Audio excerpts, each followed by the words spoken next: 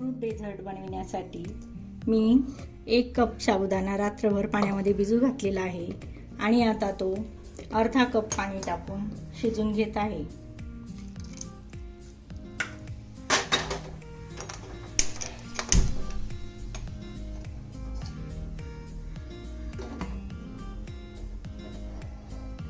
दुसऱ्या बाजूला मी थोडेसे तूप घालून 1 चमचाभर बदामाचे काप भाजून घेत आहे।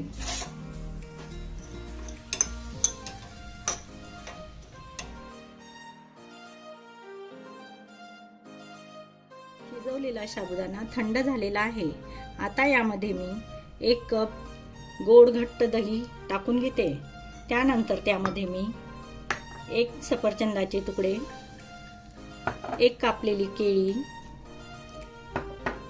अर्धा कप अनारचे दाणे, 2 चमचे बदामाचे काप व 4 चमचे मध टाकून घेणार आहे। हे सर्व साहित्य टाकल्यानंतर मिक्स करून घेते।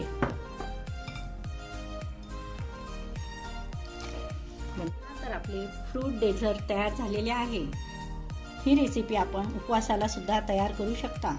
तुम्हाला माझी रेसिपी आवडली असेल तर माझ्या चॅनलला लाईक, शेअर व सबस्क्राईब करायला विसरू नका।